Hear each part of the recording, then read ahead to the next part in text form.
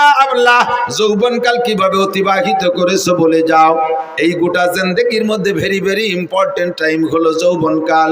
যৌবনকালের হিসাবটা এজন্য নেওয়া হবে কারণ যৌবনকালে ভালো বেশি করা যায়, মন্দ বেশি করা যায়। কতক্ষণ?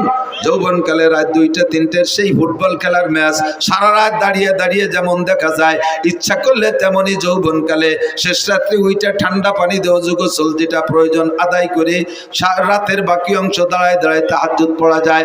যৌবনকালে ইচ্ছা করলে বাইসাইকেল চালায় কাশিয়ানির ওড়াকান্দি ঠাকুর বাড়ি যাওয়া যায়। যৌবনকালে ইচ্ছা করলে ভাঙ্গার থেকে বাইসাইকেল চালাইয়া ইস্তেমার ময়দানে যাওয়া যায়, সরমুনের ময়দানে যাওয়া যায়।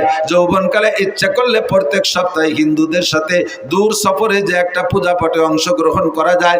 যৌবনকালে ইচ্ছা করলে প্রত্যেক মাসে মুফতি আব্দুল গফফার সাহেবের মুখে বলা হয় নগরকান্দা ইসলাহি মজলিসে অংশগ্রহণ করা যায়। কথা বলেন, যায় কি যায় না? যৌবনকালে অন্যায়ও বেশি করা যায়, ন্যায়ও বেশি করা যায়। এই যৌবনকালটা হলো জীবনের মূল সময়, মূল্যবান সময়। এইটা সম্পর্কে জিজ্ঞাসা করা হবে। বার্ধক্য এসে গেলে, বৃদ্ধ হয়ে গেলে এনি ম্যান এভরিবডি, প্রত্যেকটা মানুষের মন দুর্বল হয়ে যায়, গুনাহ করার এনার্জি থাকে না, গুনার কোনো শক্তি থাকে না। ঠ্যাং একটা কবরে চলে যায়, চাকা একটা পাংচার হয়ে যায়। দিনের বেলা আগে সূর্যের আলো কি বলা হয়, দিনের বেলা আগে চোখে এত পাওয়ার ছিল, দিনের বেলা আকাশে তারকা দেখতো। এখন বৃদ্ধ হয়ে যাওয়ার কারণে রাতের বেলা আকাশে চাঁদটা দেখতে পারে না। যৌবনকালে লোহা খাইলে পানি হয়ে পিছন দিয়ে বেড়ে যাইতো, বৃদ্ধ হয়ে যাওয়ার পরে এখন পানির মতো কোনো খাবার খাইলে পানি যাও খাইলেও যেমন খায় তেমনই পিছন দিয়ে বেরোয় যায়, পেটে শক্ত হয় না। কথা কন ঠিক কি ঠিক না?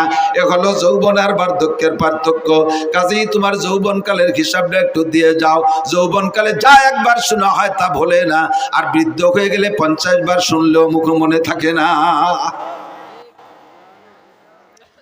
আন মালিকি মিন আইনা ইকতাসাবা ফিমা আনফাকা। 3 নম্বর প্রশ্নের জবাব না দিয়া একজন ফরদে বাশারের সামনে বাড়তে পারবে না। 3 নম্বর হলো আন মালিকি মিন আইনা ইকতাসাবা ফিমা আনফাকা। এই কথাগুলো বহুবার শুনেছেন, বহুবার শুনেছেন। জবানের পার্থক্যের কারণে কখনো কখনো কোনো কথা অন্তরের মধ্যে জায়গা পায় বেশি। আমার কথা অন্তরে আজকের এই কথাগুলো আমি বললে ভিতরে নাও ঢুকতে পারে। হুবহু এই কথাগুলো মুফতি আব্দুল গফফার সাহেব হুজুর, ইসমাতুল্লাহ কাসেম সাহেব হুজুর দামাত বরকাতুহু আলা আলিয়া, উনরা বললে কথাটা আপনার ভিতরে গ্রহণযোগ্যতা বেশি পাইতে পারে। বড় মানুষের কথা বলছে, আবার আমাদের থেকে ছোটরা কথাগুলো শোনায় গেছে, আপনি গুরুত্ব দেন নাই। হয়তোবা আমার মুখের কথাটা আপনার মধ্যে হিট করতে পারে, এই জন্য পুনরাবৃত্তি করি। আল্লাহ বলেন ওয়াযাক্কির ফা ইন্নাদ যিকরা তানফাউল মুমিনিন। একই কথা বারবার বলো, কালকের কথাটা অন্তরে ঢোকে নাই, আজকেরটা অন্তরে ঢুকে বসতে পারে। 3 নম্বর ইমিগ্রেশন কিয়ামতের ময়দানে 3 নম্বর প্রশ্ন, আন মালিহি, মাল সম্পর্কে জিজ্ঞাসিত হবেন, মাল সম্পর্কে জিজ্ঞাসিত হবেন। কে কোত্থেকে কত টাকা ইনকাম করছো, জবাব দিয়ে যাও। মাল সম্পর্কে 2টি জিজ্ঞাসা, ফিমা আনফাকা মিন আইনা ইকতাসাবা ওয়া ফিমা আনফাকা। মাল কোত্থেকে কামাই করছো বলে যাও, আর কোথায় খরচ করছো বলে যাও। উভয়টাই আমার কাছে বলতে হবে। ইনকাম ভালো কিন্তু খরচ ভালো না, এটাও অন্যায়। আবার ইনকাম খারাপ কিন্তু খরচ ভালো, এটাও আল্লাহর কাছে গ্রহণযোগ্যতা পাবে না। কথা বলেন ঠিক কি ঠিক না? জিজ্ঞেস করছে, এই আব্দুল মালিক তোমার ইনকামের অবস্থা কি বলো, আয় ব্যয় উভয়টাই বলো। আল্লাহ ব্যয়ের কথা পরে কই, আয়টা শুনলি তুমি ব্যয় শুনতে চাবা না। আমার ইনকাম আজীব। বলো কিভাবে? শেষ রাত্রি উঠে তাহাজ্জুদের নামাজ পড়ছি, এরপরে 12 তাসবিহ পালন করছি, দোয়া করছি, মুনাজাত করছি, ফজরের আজান দেশে ঘরে সুন্নত পড়া সুন্নাত, সুন্নত ঘরে পড়া সুন্নাত, এবং সূরা কুলিয়া এবং কুলহু দিয়ে পড়া সুন্নাত। এভাবেই সারা জিন্দেগি আমল করছি। ফজরের নামাজ জামাতে পড়া 2.5 ঘন্টা দাওয়াতের মেহনত করছি মহল্লায়। কাজগুলো শুনেন কেমন সুন্দর আব্দুল মালিকের। এরপরে ইশাকের নামাজও পড়ছি, তারপরে বাসায় আইসা আধা পারা কোরআন শরীফ তেলাওয়াত করছি। এরপরে স্ত্রী যা রান্না করছে সুন্নতি তরিকায় বাল বাচ্চা নিয়ে এক দস্তারখানে এক প্লেটে বসে খানা খাইছি। খানা খেয়ে এরপরে রিক্সা ভ্যান খান নিয়ে বেরোইছি। রাস্তায় বেরোনোর পরে যাকে পাইছি যেই বলছে প্রস্তাব দিয়েছে তাকে উঠেছি, কোনো ভাড়া টাড়া কন্ট্যাক্ট করি নাই। নেমে যাওয়ার পরে খুশি হয়ে যা দিয়েছে তারপর কনাত করেছি। যখনই জোহরের আজান দিয়েছে আর প্যাডেল মারি নাই, যাত্রীদের সাথে কন্ট্যাক্ট করতাম, বাইরে তোমার গন্তব্যে পৌঁছে দেব, তবে আজান হইলে কিন্তু নামাজ না পড়ে আর একটা কদম সামনে বাড়বো না। এমন করে আল্লাহ সারা জিন্দেগি নামাজের মধ্যে কোনো ত্রুটি করি নাই। আজান হইলে আর ভ্যান চালাই নাই। মাগরিবের নামাজ পড়া পাইলে অ্যাক্টিভ দিছি, না পাইলে বাসায় চলে আসছি। ঈশার নামাজ পড়ে সূরা ওয়াকিয়া পড়ছি, এরপরে সূরা মুলুক পড়া, এরপরে বাচ্চাদেরকে নিয়ে দস্তরখানে খানা খেয়া আল্লাহ ওযু সহকারে বিছানায় পিঠ দিয়েছি। বলো আল্লাহ আমার ইনকামের মধ্যে ত্রুটি কোন জায়গায়? আল্লাহকে golden A plus thank you, welcome. তাল এদিকে সব তোমার জন্য দরজা খোলা, কিন্তু খরচ করছো কিভাবে এটা একটু সঠিক হয়ে চলে যাও। খরচের ব্যাপারে একটা সমস্যা আছে। ওই শনিবারে ব্যারাকের কিস্তিতে টাকাগুলো দিয়ে দিছি।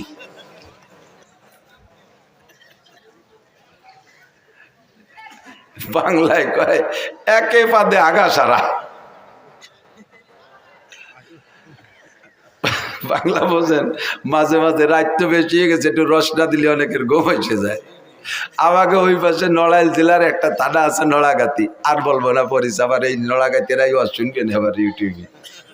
সেদিন যে তাকে মধ্যেও কই আইছি ভাই নাই, বহু আগে ব্রিটিশ পিরিয়ডে ওই এলাকাতে প্রচুর হিন্দু মুসলমানও আছে। তো হিন্দু মুসলমান যুবকরা বিকেলবেলা ওখানে একটা জায়গা আছে, একটা স্পট, বসে বসে খোঁজ গল্প করে, এটা এই খেলাধুলা করে, আনন্দ ফুর্তি করে। তো ফাজলেমি করে দুইজনে বাই ছাড়া শাড়ি ফাল্লা লাগছে। একজনে একটা দেয় আর একজনে একটা দেয়, একজনে একটা দেয় আর একজনে একটা দেয়। আর আজকে তো আর আনরেডি, অপ্রস্তুত ভাবে বেশি একটা সুবিধা হতে পারে। এখন ওই জায়গায় দুইজনের পাল্লা হয়েছে। আগামী শনিবারে এই জায়গা বাই ছাড়িয়ে পাল্লা, যে যেভাবে পারো রেডি হয়ে আসবা। এই আটে কাড়াও দেশে ডেরা পিঠে যে অমুক জায়গায় এই হবে, কি কোয়ার মতো জিনিস। জীবনে ঘোড়া দাবড় দেখছে, আড়িয়ে নাড়ই দেখছে, কত খেলা দেখছে, কিন্তু এত আর কেউ শোনে নাই কোনো দিন। এ শুনে দর্শক হয়েছে সেই হারে, মাঠ ভরে গেছে দুইজনে দুই চেয়ারে। তো মুসলমান যেটা সে যাই প্রত্যেকেই রেডি হয়েছে যাতে গ্যাস বেশি হয় পেটে। তো মুসলমান যেটা সেটা যাইয়ে খাইছে যত আদা চাবাই নিয়ে চুলা, বাদাম এক চাবানিতে গিলে ফেলাইছে, ভালো হয়ে ফেসে খাই নেই। আর ও যেভাবে পারছে রেডি হয়েছে। আর আইসা দুইজনে দুই চেয়ারে বসা লোক তো দেখতেছে। হিন্দুটা এসে মুসলমানটার মুখির উপরে একটা মারি দিয়ে চলে গেছে। শর্ত হলে মুখি মারতে হবে। ও তিনটে মারিয়ে দিয়ে গেছে, মুসলমান একটাও মারে না। এখন প্রায় তকবির শুরু হয়ে যাবে হিন্দুর পক্ষে, জয় জয়। এর মধ্যে কইতেছে বসো এবার আমি হবে। ও যাইয়া কাপড় সরাই ওর মুহি মারিয়ে দিয়েছে। আউলাখের একেবারে যত চুলার কাঁচা বাদাম সব বার হয়ে গেছে একবারে। এর নাম হলো আয়ে পাদে আগা ছাড়া।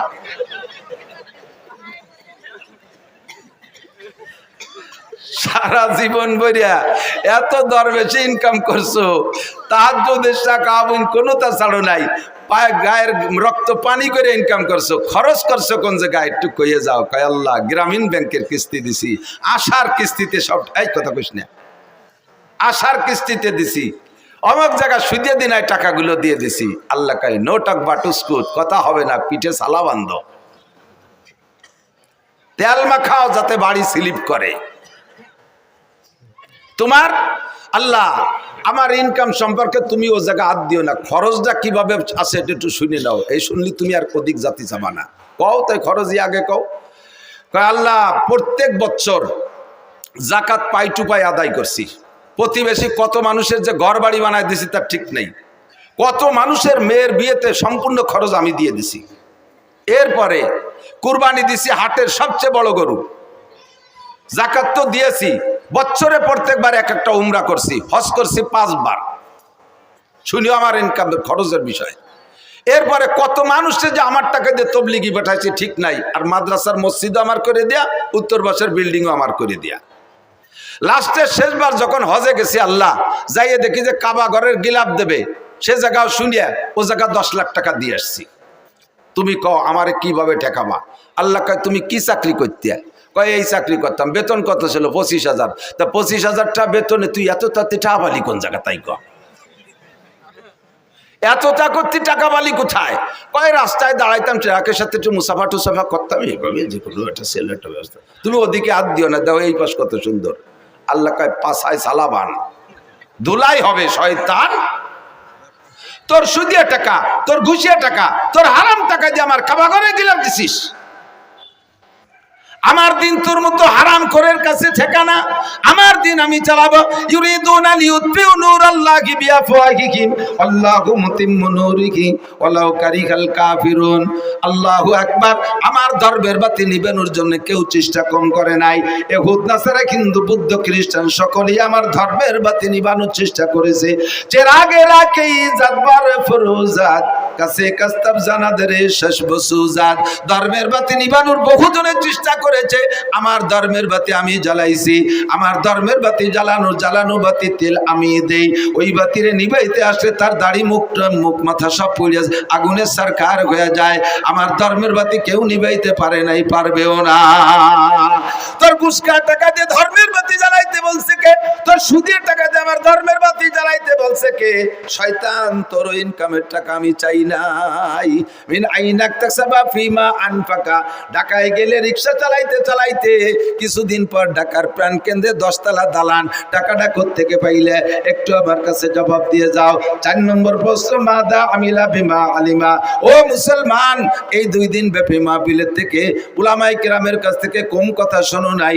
জীবনে বহু মাহফিল থেকে। আল্লাহু আকবার। আমার মনে হয় যে কোনো একজন বক্তার সম্পূর্ণ বয়ান যদি ইউটিউবে থেকে কালেকশন করে শোনেন, তাহলে ব্যক্তি জীবন থেকে নিয়ে জন্ম থেকে নিয়ে মরণ পর্যন্ত সুন্দর একটা জীবন ব্যবস্থা ওই বয়ানের মধ্যে থেকে সংগ্রহ করতে পারেন। আমি যত বয়ান করি আমার একটা খেয়াল রাখি যে এক জায়গায় একই কথা বারবার বললে মানুষের চর্বিত চর্বণ মনে করবে। তবে সেই বয়তে যে আসল কথাগুলো বলবো না তা না। একেবারে বিবাহ শাদী থেকে নিয়ে মরণ পর্যন্ত ধারাবাহিক মানব জীবনে যেখানে যা লাগবে সব কথাগুলো আল্লাহর রহমতে বলা আছে। ইউটিউবের ভিতরে শুনবেন, দেখবেন। আদর্শ মুসলিম পরিবার সদস্য হুজুরের লেখা একটা বই আছে। বইয়ের মধ্যে যা আছে আমার বয়ানের মধ্যে হুবহু তাই আছে।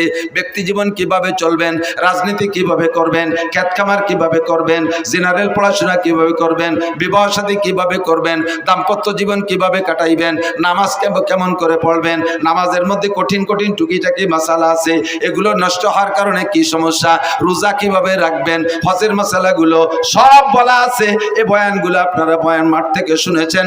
আল্লাহ পাক জিজ্ঞেস করবে, মাদা আমিলা বিমা আলিমা। এতদিন পর্যন্ত যা শুনেছো এরপর আমল কতটুকু করছো বান্দা, একটু বলে যাও। জবাব দিতেই হবে। জবাব না দিয়ে সামনে বাড়া যাবে না। যা বলতে চাইছি, আমার আপনার জিন্দেগিতে যত ইবাদত বন্দেগি করি না কেন, আউয়ালু মা ইউহাসাবু বিহিল আবদু ইয়াউমাল কিয়ামাতিস সালাহ। হাসরের মাঠে সর্বপ্রথম জিজ্ঞাসা হবে নামাজ। একটু জোরে বলেন কি? সবাই বলছেন কি? নামাজ কি? নামাজ সম্পর্কে জিজ্ঞাসিত হব। বলেন নামাজ সম্পর্কে জিজ্ঞাসিত। বলছেন তো সবাই বলছেন তো? আমালাইনিল্লাল বালাগ ওয়াশ। আমার দায়িত্ব খালাস। কিয়ামতের ময়দানে আপনাকে আল্লাহ জিজ্ঞেস করবে নামাজ পড়িস নাই কেন? আপনি বলেন আল্লাহ আমরা কত ভালো মানুষ তুমি জানো না? এই হুজুরকে ডাইয়ে নিয়েছি মোটা মোটা টাহাই দিয়ে, এত বড় বড় হুজুর, আল্লাহ মাতু দাঁড় কুমকুমাতু নারকেলা গাছের তোড়, হাওড়ার ব্রিজ, তাল গাছের গোড়া, বাজারের মোড়া, রইসু সায়াতিন, আন্তর্জাতিক গতি সম্পন্ন কত তাই দিয়ে পোস্টার ভরি ফেলাইছে। সেই হুজুররা এসে দুনিয়ার গালগপ পরে চলে গেছে, কোনোদিন নামাজের কথাটা কইনি। যদি একবার কইতো তাহলে নামাজটা ভরি আমিও ছাড়ি। হুজুরকে অ্যাটাক করবেন, আমাকে ধরবেন, এই হুজুরা নামাজের কথা বলে নাই। সেদিন আল্লাহ বলবে আমাকে, এ মৌলানা খালি খাইয়ে দিয়ে পয়সা নিয়ে চলে এসেছে নাকি, নামাজের কথা কইস নাই কেন? আমি বলে আল্লাহ অবশ্যই বলছি। তুমি বিশ্বাস না হয় ওর আমল নামা দেখো। এবার আমল নামা খুলে দেখবে, তার ভিতরে অডিও ভিডিও সব আছে। মায়াল ফিজুমিন কাউলিন ইল্লা লাদাইহি রাকিবুন আতীদ। মুখ থেকে যে কথাটা বের করবেন, অন্তরে হাজারো খারাপ কুকল্পনা করলে আল্লাহ ফেরেশতাদেরকে আমল নামায় লিখতে দেয় না। মনে মনে বিশাল বিশাল প্ল্যান করছেন, একেবারে ডোনাল্ড ট্রাম্পের মেয়ে বিয়ে করবেন, তারে যে মাথা ফাটায় ফেলাই দেবেন, এগুলো মনে মনে কল্পনা করছেন। যতক্ষণ মুখে উচ্চারণ করবেন না ততক্ষণ পর্যন্ত লেখা হবে না। আর যে কথা মুখ দিয়ে বের করবেন সঙ্গে সঙ্গে লেখা হবে। কাজেই আপনি কিয়ামতে আমারে অ্যাটাক করতে পারবেন না। আমি সবাই রেদে বলাই দিছি, মুখ দিয়ে বলে ফেলাইছেন, আপনার আমল নামায় লেখা হয়ে গেছে। কিয়ামতের মাঠে সর্বপ্রথম জিজ্ঞাসা হবে নামাজ। ফামান সালুআত সালুআ সাইর আমালিহি, নামাজের প্রশ্নে যে জবাব দিয়ে পার হয়ে যেতে পারবে, ওর কোনো জায়গায় কোনো ঠেক হবে না। নামাজের কারণে সব জায়গা আল্লাহ তারে পার করে দেবে। কেন দেবে? কেন দেবে? নামাজের কারণে কেন তারে সব জায়গা পার করে দেবে? আল্লাহ পাক বলেন, নামাজ যে ব্যক্তি সঠিকভাবে পড়ে সে কোনো অন্যায় করে না। ইন্নাস সালাতা তানহা আনিল ফাহশাই ওয়াল মুনকার ওয়ালা যিকরুল্লাহি আকবার। নামাজ এমন একটা তাবিজ, নামাজ এমন একটা ক্যাপসুল, নামাজ এমন একটা ইনজেকশন, এই নামাজ এমন একটা টিকা, ওই টিকাটা লাগাইলে আর কোনো রোগ হয় না, আর কোনো রোগ হয় না। দেখবেন মাঝে মাঝে পোলাপানদের টিকা দেয় না? টিকা দেওয়ার অবস্থা মনে আছে নাকি? টিকা দেওয়ার সিস্টেম কি? যে বাড়ি টিকা দেবে ওই বাড়ির সামনে বড় একটা ব্যানার টানায়, আছে না? আগে মাইকিং করে দেয়, অমুক মহিলা মেম্বারের বাড়ি টিকা দেওয়া হবে, অমুক ওয়ার্ড চেয়ারম্যানের বাড়ি টিকা দেওয়া হবে, অমুক মেম্বারের বাড়ি টিকা দেওয়া হবে, এইভাবে মাইকিং করে যায়। এরপরে যেদিন টিকা দেয় দেখবেন সেদিন বাড়ির সামনে একটা হলুদ ব্যানার টানানো থাকে। ওই হলুদ ব্যানারের ভিতরে কি কি আছে তা কি মনে আছে? দেখবেন হলুদ ব্যানারের মধ্যে গোল একটা বৃত্ত আছে, বৃত্তের মাঝখানে ছোট্ট একটা বাচ্চার ছবি আছে। এবার ওই বৃত্ত ভেদ করে দেখবেন 5টা অথবা 6টা তীর আছে না? সব মিলে এর তরজমা কি? এই ব্যানারটা হলো দুনিয়া, আর মাঝখানে যে গোল বৃত্ত এইটাই বাচ্চার হায়াতের এরিয়া, বাচ্চার হায়াতের এরিয়া। এই হায়াতের এরিয়া সীমানা ভেদ কইরা এই দুনিয়ার থেকে 6টা রোগ আছে ওর দিকে যাইতেছে। জন্ডিস আছে একটা রোগ, যদি ওর মধ্যে ঢোকে, এরপরে পোলিও একটা রোগ আছে, যদি ওর মধ্যে ঢোকে, হায়াতের বৃত্ত ভেদ কইরা একবার ঢুকে পড়লে দুনিয়ার কোনো ডাক্তার ডাইতার চিকিৎসা করা ওর মরণ অনিবার্য। ক্যান্সারের একটা জার্ম আছে, এইটা যদি ওর মধ্যে ঢোকে তাহলে ওর মরণ অনিবার্য। এই 6টা রোগ মানে 6টা তীর মানে 6টা রোগ। এবার হায়াতের বৃত্ত ভেদ করে বাচ্চার দিকে 6টা তীরে 6টা রোগে আক্রমণ করতেছে। এবার ডাক্তাররা গবেষণা করে দেখছে এই রোগগুলো যদি দেহের মধ্যে ঢুকে যায় তাহলে আর চিকিৎসা হবে না, কাজে এই রোগের আগে প্রতিরোধ করতে হবে। এই প্রতিরোধের জন্য একটা টিকা তৈরি করছে, যেই টিকাটা নিয়মতান্ত্রিকভাবে কয়েক মাস যাবত দিলে ওই 6টা রোগ তার মধ্যে ঢুকতে পারে না, 6টা রোগ ঢুকতে পারে না। সেম কোয়ালিটি এই দুনিয়া, বিশাল দুনিয়া, এর ভিতরে থেকে আমার দিকে আমার হায়াতের একটা এরিয়া আছে, হায়াতের এরিয়া বাউন্ডারি ভেদ করে আমার দিকে রোগগুলো ঢোকার চেষ্টা করতেছে 6 দিক দিয়া। জোরে বলেন কয় দিক দিয়া? 6 দিক দিয়ে। ব্যক্তি জীবন, পারিবারিক জীবন, সামাজিক জীবন, অর্থনৈতিক জীবন, রাজনৈতিক জীবন, আন্তর্জাতিক জীবন। ব্যক্তি জীবন দিয়ে রোগ, পারিবারিক জীবনের রোগ, সামাজিক জীবনের রোগ, অর্থনৈতিক জীবনের রোগ, রাজনৈতিক জীবনের রোগ, আন্তর্জাতিক জীবনের রোগ। এই 6টা রোগ আমার দিকে ঢোকার চেষ্টা করে। এই 6টা রোগ যদি ঢোকে তারপরে হাজার হাজার রোগ ভিতরে তৈরি হয়, হাজার হাজার রোগ তৈরি হয়। এবার এই 6টা জীবনের রোগকে ঠেকানোর জন্য আল্লাহ পাক একটা টিকার ব্যবস্থা করেছেন। ওই টিকাটার নামই হলো নামাজ। আল্লাহ বলেন, আকিমিস সালাতা তারাফাইন নাহারি ওয়া যুলাফাম মিনাল লাইল ইন্নাল হাসানাতি ইউযহিবনাস সাইয়্যাত যালিকা যিকরা লিয-যাকিরিন।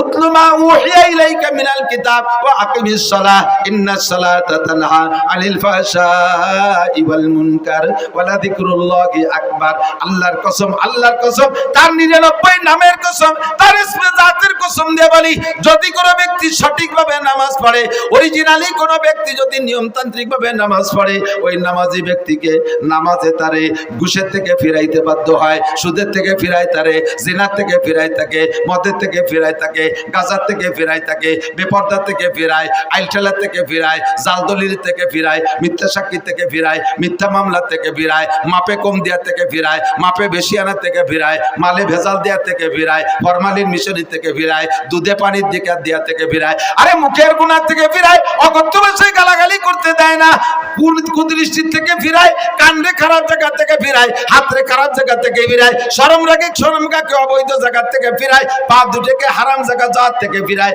যত অন্যায় আছে সমস্ত অন্যায় থেকে এই ফিরানোর মাত্র একটা তাবিজের নাম হলো নামাজ।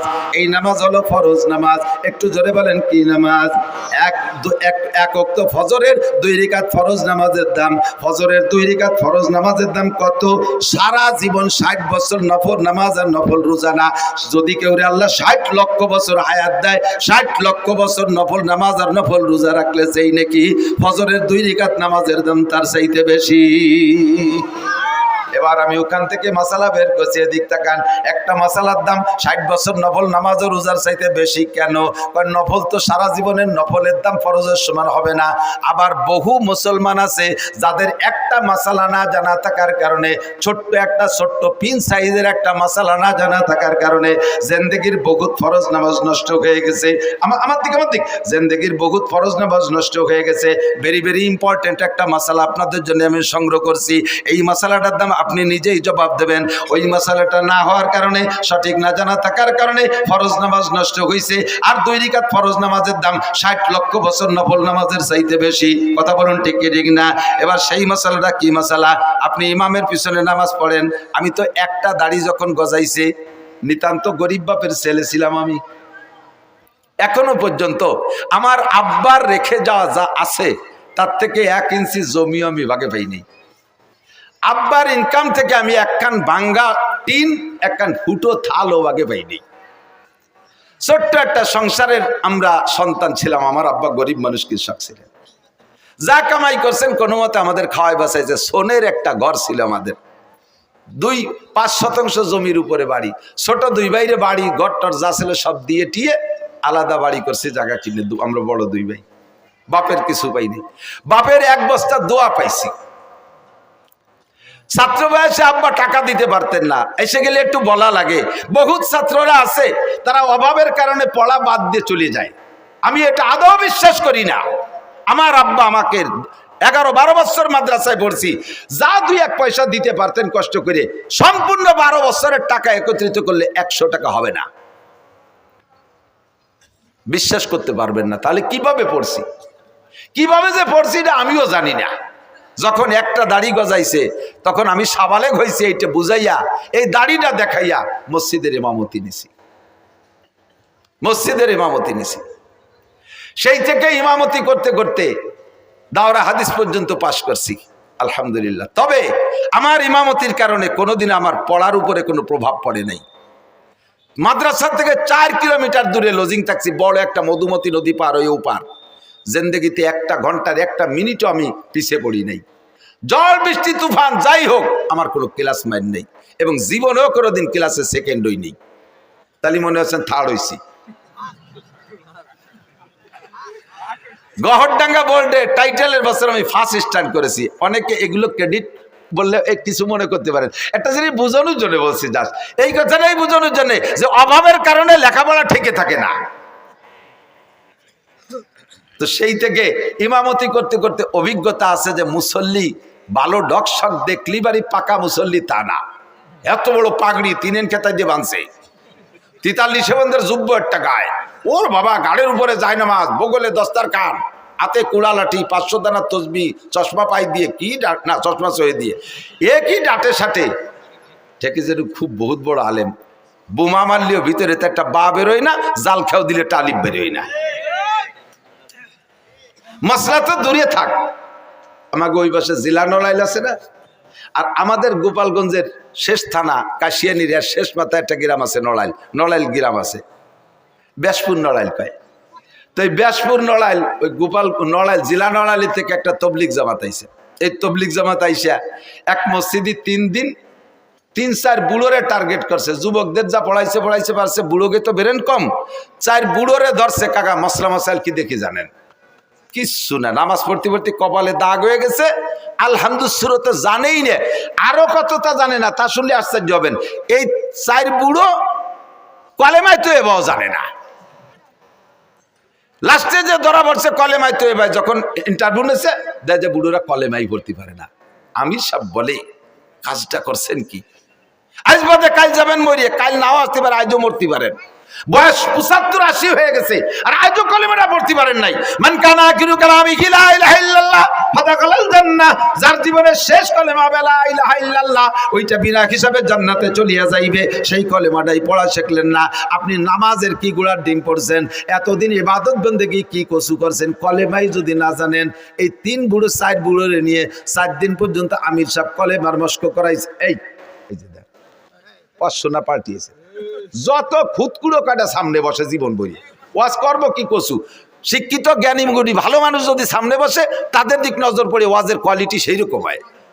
আর এই যে খুদকুড়ো গুলো এসে সামনে বুঝে থাকে, ওয়াজ বোঝেও না, যে চানাচুর বাদাম নিচে কাটুর কুটুর হতে তালে রয়েছে শৈল ইন্দিরির দল। যা তোরা আমার কাছে 10টা নিয়ে যা, দোকানে যা, চল।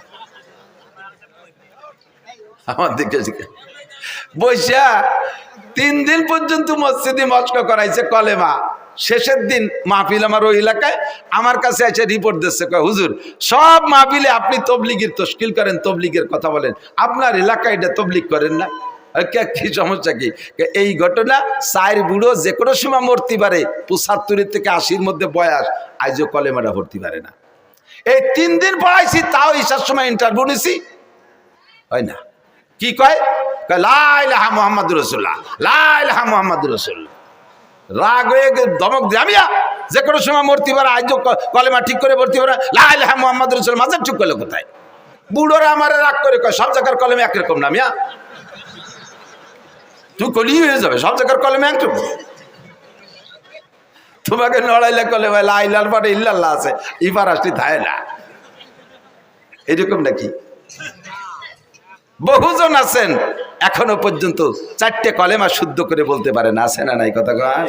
বহু মুসলমান আছে, বহু মুসলমান আছে। এর মধ্যে ইমানে মুফাসসালের ইন্টারভিউ নিলে জড়িয়ে যাবে অর্ধেক, ইমানে মুজমালের ইন্টারভিউ নিলে জড়িয়ে যাবে অর্ধেক। আর এই ইমানে মুজমাল আর ইমানে মুফাসসালের তরজমা আপনার বুঝা ফরজ। বিশ্বাস করার সাথে সাথে বুঝার আগে, বিশ্বাসের আগে বুঝতে হবে, বুঝে তারপরে বিশ্বাস করতে হবে। পারেন না বহু মানুষ, কথা কন।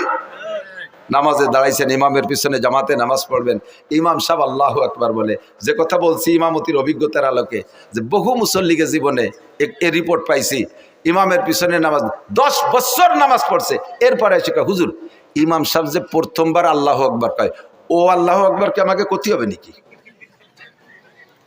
আমরা তো সময় খালি কানে হাত দেই। আমি যে আমরা মানে কয় যে আমাকে মাঝি ভাই, মেয়া ভাই, বড় কাকা, আমরা সবাই ওই ওরি।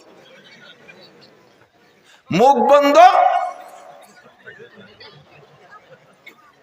নামাজের ফরজ 13টি, জোরে বলেন কয়টি? তার মধ্যে একটি তাকবীরে তাহরিমা বলা, তাকবীরে তাহরিমা বলা।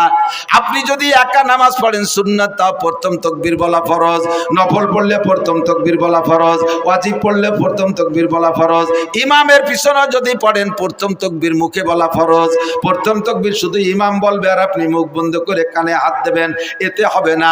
আপনাকে নামাজের ভিতরে যদি প্রথম তাকবীর মুখে আল্লাহু আকবার না বলে থাকেন, এমন করে জীবনে যত ওয়াক্ত চলে গেছে ওই নামাজগুলো হয় নাই, ওই নামাজগুলো আবার পড়তে হবে। এই যে কত ওয়াক্ত গেছে আপনার জানা নাই, এরকম কত ওয়াক্ত গেছে আপনার জানা নাই, মুখ বন্ধ করে খালি কানে উলা দিয়েছেন, আপনার নামাজ বাতিল, আপনার নামাজ হয় নাই। যদিও শুনতে একটু ছোট, একটু আল্লাহু আকবার, কিন্তু এই মশালাটা কত গুরুত্বপূর্ণ আপনার পুরো নামাজ এরপর নির্ভর করে। এই একটা মশলা আজকে জেনে নিলেন, আজকে বুঝতে পারলেন যে আপনাকে প্রথম তাকবীরে আল্লাহু আকবার ইমামের সাথে সাথে বলতে হবে, তবে ইমামের সাথে সাথে পিছে পিছে বলতে হবে, এটা ফরজ। এর একটা মশালার দাম 60 লক্ষ বছর নফল নামাজ ও নফল রোজার চাইতে বেশি। মহিলারা নামাজ পড়বে প্রথম তাকবীর মুখে বলা ফরজ, পুরুষরা নামাজ পড়বে প্রথম তাকবীর মুখে বলা। তবে মহিলারা কোনোদিন জামাতে ইমামতি করতে পারবে না, মহিলারা মহিলাদের ইমামতিও করতে পারবে না, মহিলারা ফরজ ওয়াজিব সুন্নাত নফল কোনো নামাজে ইমামতি করতে পারবে না, মহিলারা মসজিদে যে জামাতে নামাজ পড়বে না, মহিলারা নামাজ পড়বে ঘরের ভিতরে। মহিলারা যত নির্জনে নামাজ পড়বে তত তাদের নেকি বেশি, আর পুরুষও যত ওপেন ফিল্ডে নামাজ পড়বে বড় জামাতে তত তাদের নেকি বেশি। মহিলারা ঘরের মধ্যে পড়বে, করনাফি বুয়ুতিকুন্না, ঘরের মধ্যে থাকবা। মহিলাদের জুমর নামাজ নাই, মহিলাদের ঈদের নামাজ নাই, মহিলাদের জানাজার নামাজ নাই, মহিলাদের জামাতে নামাজ নাই, 5 ওয়াক্ত জামাতে নামাজ পড়বে না। অনেকে হজে যাইয়া আইসা এবার বউকে নিয়ে জামাতে নামাজ পড়ার একটা প্ল্যান তৈরি করছে। আল্লাহ, মক্কা মদিনায় দেখলাম, আর আমাকে দেশি হুজুরা কি তাকে বেশি জানে নাকি? আপনি মক্কা মদিনায় একবার গেছেন আর আমরা 20 বার গেছি। আমরা ওই জায়গা থেকে ওইগুলো নিয়ে আসলাম না, আপনি একবার যাই এতটা নিয়ে আসলেন কে? কি কি আনছে দেখবেন। হানাফি মাযহাবের মুসল্লি, হানাফি মাযহাবে আমিন আস্তে বলতে হবে। হানাফি মাযহাবে আমিন কি আস্তে। সব মাসালা হানাফি মাযহাবের আমল করে। হজেতে আসার পরে এবার ওই মক্কা মদিনায় শুনছে আমিন জোরে কইতে, এই জায়গাটা খালি আমিনটা একটু জোরে না করতে পারলে পাল্টায় না। ইমাম সাহেব আল্লাহ দলিনকে ছেড়ে দিছে, আমিন বিটাগিরি দেওয়ার ছবি। আপনি এরকম করলেন কে? মক্কা মদিনায় বলে। তো মক্কা মদিনাতে আরো কত তারে শব্দ করেন আপনি, যে দেখছেন কত প্রকারের নামাজ। একদল কানে উলো দেয়ই না, হাজি সাহেবরা একটু সাক্ষী দেন। একদল কখনো কানে উলো দেয় না, আর একদল কানে উলো দিয়ে সানা একবার বাইন্ধে ছেড়ে দেয়, আরেকদল কানে উলো দিয়ে ডাইরেক্ট ছেড়ে দেয়, আরেকদল কানে উলোই দেয় না, হাত ছাড়া থাকে, আরেকদল আগের থেকে সানা বাইন্ধে থাকে। এই যে এত দলের মধ্যে কোন দলের ডাফে আনতে গেলেন আপনি? অর্থে গেছেন কে কথা বল? আপনার এই জন্যই পাঠাই নেই। এসে গেলে একটু করে যাই, বাংলাদেশের একমাত্র উলামায়ে কিরাম শরীয়তের দিক দিয়ে এস্টাবলিশড। এই বাংলাদেশের উলামায়ে কিরাম বাংলাদেশের মুসলমানদেরকে নবী আলাইহিস সালাতু ওয়াস সালামের শরীয়ত অনুযায়ী পরিচালনার জন্য বিশ্বের কোন দেশে ধরা লাগে না। বাংলাদেশের উলামায়ে কিরাম জন্ম থেকে মরণ পর্যন্ত যে 6টা জীবন বলছি, সমস্ত জীবনকে পরিচালনা করার জন্য কোরআন হাদিসের ভিতরে থেকে গাইটা সমস্ত মশলা আপনাদেরকে দিতে পারে এই যোগ্যতাওয়ালা উলামায়ে কিরাম বাংলাদেশে ভরপুর। আর কেউ এখনো সম্পূর্ণ হতে পারেন নাই, ডাক্তাররা তো পারেনি নাই। বাংলাদেশ সরকার মেডিকেল সায়েন্সের কলেজ বিশ্ববিদ্যালয়ের জন্য কোটি কোটি টাকা খরচ করতেছে ডাক্তার বানানোর জন্য। যেই সরকারি ওই মেডিকেল সায়েন্সের কলেজের জন্য টাকা দিয়ে ছেলেদেরকে পড়ায় ডাক্তার বানাচ্ছে, সেই সরকারি ওই কলেজের ডাক্তার প্রফেসরের কাছে ওষুধ খায় না, উনি চলে যায় India, Madras, Chennai, Singapore, London, বাইরে যে ওষুধ খেয়ে আসে। তাই তুমি যাকে ডাক্তার বানাইলে তারা কি গুড়ার ঘাস কাটতেছে? কি ডাক্তার বানাইলে যে তাদের কাছে তোমার আত্মবিশ্বাস যেন ওষুধ খাইতে? এখনো পর্যন্ত সেনাবাহিনী পূর্ণাঙ্গ হতে পারে নাই। সেনাবাহিনীর অফিসারকে আমেরিকা প্রশিক্ষণে পাঠাইতে হয়, ইন্ডিয়া পাঠাইতে হয়, চায়না পাঠাইতে হয়, সে জগতে কোটি কোটি টাকা খরচ হচ্ছে, এখনো পর্যন্ত সেখান থেকে সুফল আসে নাই। একটা অস্ত্র বানাইতে পারে না, একটা ড্রোন বানাইতে পারে না, একটা বন্দুক রাইফেল বানাতে পারে না, একটা গুলি বানাতে পারে না, একটা সুর ভাষা ফুটো উঠতে দিতে পারে না। কতক্ষণ কোন মেশিন বানাতে পারে? আল্লাহর রহমতে বাংলাদেশের উলামায়ে কিরাম শরীয়তের এ টু জেড তৈরি করতে পারে। এর জন্য বিদেশে মক্কা মদিনায় যাওয়া লাগবে না। নিজেরা পারেন না বলে মনে হচ্ছে হুজুররা পারে না, তাই মনে হয় না। আলমাবিয়া কিছু আল্লাহ নাফসি। আমি মাঝে মাঝে কই না তামাশা হয়ে একেবারে সচক্ষে দেখছি। যাইতেছি আমি চট্টগ্রাম, ঢাকার থেকে ফ্লাইটে যাব, এয়ারপোর্টে ঢুকছি, দেখি যে বাংলাদেশি টাইগাররা বিদেশে যাচ্ছে। টাইগার ক্রিকেটের টাইগার। এই বুকি পতাকা, পিঠি পতাকা, মাথায় পতাকা, ক্যাপে পতাকা, প্যান্টে পতাকা, জাঙ্গি পতাকা, ব্যাগে পতাকা, সব জায়গা পতাকা আর পতাকা। আমি কই এত পতাকা কোন জায়গা যাবে? যে এমপি মন্ত্রীরা আগায় দিতে আইছে, বলতেছে বাংলাদেশের টাইগাররা শ্রীলঙ্কা যাচ্ছে হরিণ শিকার করতে, ক্রিকেট খেলতে। তো কয়দিনের ম্যাচ? কয় যে শ্রীলঙ্কা 2 দিন, পাকিস্তানে 3 দিন, ভারতে 2 দিন, 5 দিনের ম্যাচ। কি বলে 3 আর 2 5 আর 7, 1 সপ্তাহ। ওরা তো আমার চেনে এই প্লেয়াররা, ওরা আমার কাছে দোয়া নিল যে হুজুর একটু দোয়া করেন যাতে এবার কিছু নিয়ে আসতে পারি। আমরা তো একটা বাঙ্গা সার কাপড় আনতে পারি না বিদেশের তে, এবার যাতে একটা কিছু নিয়ে আসতে। আমি দোয়া আল্লাহ যে আল্লাহ এবার যেন কিছু পারে। আমার সাথে একজন কয় হুজুর এই ক্রিকেটার লাগার জন্য দোয়া আনলেন। আমি বললাম যে পাগল, বাংলাদেশ আলারা কোনো জায়গাতে কিছু আনতে পারে না, ওরা এবার একটা কিছু আনুক, যা ওইরি আনুক, খেমছি ওইরি আনুক, চড়াচড়ি লাইলে থিরে জিতে আসুক, আর শুক্তি একবার একটু ভাষ্ট হইয়ে। কোনো দেশে তো ভাষ্ট হতে পারে না। পরে 1 সপ্তাহ চলে যাওয়ার গেল, 10 দিন চলে যায়, 12, 13, 15 দিন চলে যায়, খবর পাই না। এবার এই ক্রিকেট দেওয়া পার্টিতে জিজ্ঞেস করলাম যে এই যে অমুক তারিখে যে একটা টিম গেল বিদেশে হরিণ শিকার করতে, টাইগাররা, এরা আসলো কবে, কি দিয়ে কি রেসো, তা তো খবর পাই না। কয় যে সব জায়গাতে ঠকিয়ে গেছে, পরে মনে হয় এদের ব্যানে টেনে চলিয়ে আসছে, জেনিটের হয়নি। আমার বাংলাদেশের হাফেজরা কোন দেশের থেকে ঠগিয়ে আসে না, কথা বলেন ঠিক ঠিক না? সারা পৃথিবীর যত মুহাদ্দিস আছে তার ভিতরে 1 নম্বর মুহাদ্দিস আমাদের বাংলাদেশে মাওলানা আব্দুল মালিক সাহেব, বাইতুল মুকাররমের খতিব সাহেব। কাজেই আপনি একা যাইতে আমিনটা জোরে ঠেলিয়ে আনতে গেছেন কে? আমিন জোরে হবে না, আসতে হবে বাইতুল মুকাররমের খতিব সাহেবের কাছে শুনিয়ে আসেন দাঁড়িয়ার মাঠের প্রধান মুফতির কাছে, জান ভাঙ্গা ঈদগাহ মাদ্রাসার মুফতি সাহেবের কাছে, আমরা সব ফতোয়া দিয়ে দেব। কোনোতে আল্লাহর রহমতে ওদিক যা লাগবে না, কথা কন। এবার তাকবীরে তাহরিমা আমিন বলা, এটা বলবে, আসতে বলবেন। আল্লাহ আমাদের হানাফি মাযহাবের মাসালা কি বলা হয়, সব মাসালাই তাকবীরে তাহরিমা বলা। এদিকে একটু আরেকটা খেয়াল করেন, তাহলে তাকবীরে তাহরিমা বলা আজকে থেকে যাদের জানা ছিল না তারা জেনে নিছেন না, তাদের জিন্দেগীর 80 লক্ষ 60 লক্ষ বছর হায়াত পর্যন্ত যদি হায়াত পান আর নফল ইবাদত করেন, তার চাইতে আপনার একটা মাসালার দাম বেশি হয়ে গেছে। মাহফিলটা খুব ভরপুর কামিয়াব হয়ে গেছে। এর সাথে ছোট্ট আর একটা মশলা পেঁচাই গেছে, একটু না কয়ে তো জাতিবাতি চিনা। আপনার অনুমতি দিলে বলবো? এই তকবিরে তাহরিমা ইমামের পিছনে বলবেন, বলার সিস্টেম কি, আবার তা সে জায়গা ছোট্ট একটু চিকুন একটা মশলা আছে, বলবো? সেই মশালাটা হলো ইমাম সাহেব আল্লাহু আকবার বলবে, তো ইমামের যদি সুর বেশি হয়, সুর আলা ইমামরা একটু টাইনিয়ে সুর দিয়ে সুর দিতে খানিকটা নি ফেলে। আবার জামাত যদি বড় হয় তাহলে পিছন পর্যন্ত তকবির পৌঁছতে ভেজনে একটু টাইনিয়ে কয় আল্লাহু আকবার। তো ইমাম আল্লাহ কই হারে টানতিছে, আপনি মনে হচ্ছে অনুমতি দিয়েছেন, আপনি শটে মারিয়ে দিয়েছেন। আল্লাহু আকবার। এই জায়গায় অ্যাক্সিডেন্ট কি হয়েছে মনে রাখবেন, ইমামের আল্লাহু আকবারের র শেষ হওয়ার আগে যদি আপনার আল্লাহু আকবারের র শেষ হয়ে যায়, আপনার ইক্তেদা সহি হয় নাই, ওই ওয়াক্তের নামাজ বাতিল।